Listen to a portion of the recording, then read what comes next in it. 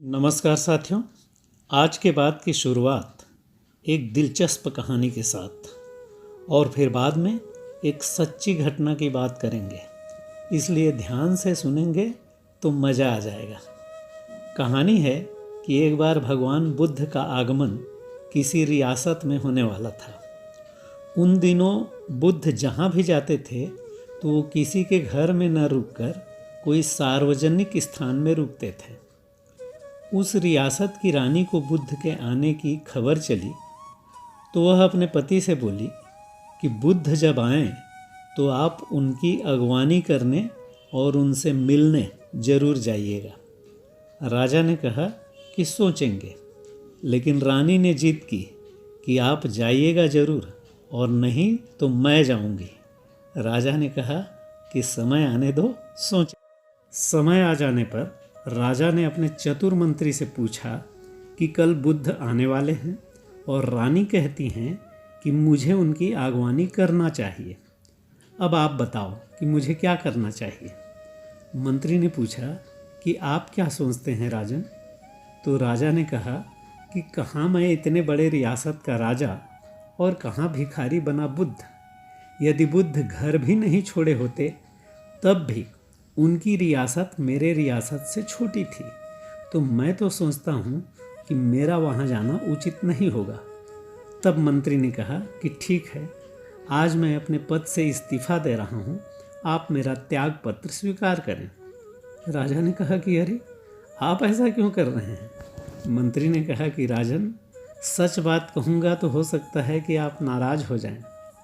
राजा को मंत्री की बुद्धिमानी एवं निष्ठा पर जरा भी संदेह नहीं था, तो राजा ने कहा कि आप निसंकोच होकर कहें, क्योंकि मैं आपको अच्छी तरह से जानता हूँ। तो मंत्री ने कहा कि जैसे आप मुझे जानते हैं वैसे ही मैं आपको एवं भगवान बुद्ध को जानता हूँ। किसी तरह की तुलना ही नहीं है आप दोनों में, क्योंकि वो भिखारी होते हुए सम्राट हैं और आप सम्राट होते हुए भिखारी। मेरी बात ठीक न लग रही हो तो आप मेरा इस्तीफा अब भी स्वीकार कर सकते हैं, क्योंकि असली सम्राट तो वही हैं जो सब कुछ छोड़ने को राजी हों या सब कुछ छोड़ चुके हों। इस तरह से मंत्री की बात राजा के समझ में आ गई और फिर राजा ने बुद्ध की खूब आवा भगत की। अब बात कर लेते हैं आजकल के मंत्रीगणों की, जिनमें कई तो ऐसे हैं जो मंत्री बनने के लिए अपना बहुत कुछ दांव पर लगा देते हैं। राजा महाराजा तो अब रहे नहीं, तो प्रधानमंत्री या मुख्यमंत्री ही अब राजा महाराजा जैसे होते हैं। खास करके सरकार जब पूर्ण बहुमत वाली हो तो कुछ अपवाद को छोड़कर मंत्री प्रायः उन्हीं को बनाते हैं जो उनकी हाँ में हाँ मिलाते हैं, और विरोध तो जरा भी नहीं। खैर, आजकल के बहुत सारे नेताओं को असलियत और अपने काबिलियत का पता रहता ही है, इसलिए वे तो ज़्यादा कुछ नहीं कहते, पर उनके इर्द गिर्द रहने वाले शागिर्दों की भावभंगिमा कुछ अलग ही कहानी कहती हैं। अब एक सच्ची बात मैं यहाँ शेयर कर रहा हूँ। मेरे कुछ परिचित के लोग हैं जो विधानसभा का चुनाव लड़ते हैं। उनमें से कुछ जीते तो कुछ हार भी गए। वैसे तो उन नेताओं के पास बहुत किस्म के लोग पाए जाते हैं, जिनमें से कुछ संभ्रांत तो कुछ बहुत ही विभ्रांत, या दूसरे शब्दों में कहें तो कुत्ता टाइप के लोग होते हैं, जो कि अपने आप को मंत्री, सांसद या विधायक से भी कुछ ज़्यादा ही समझते हैं। एक बार एक नेताजी से एकांत में मैंने जिज्ञासावश पूछा कि मुझे एक बात समझ में नहीं आती कि आप इन कुत्ते टाइप के आदमियों को क्यों पाल के रखते हैं।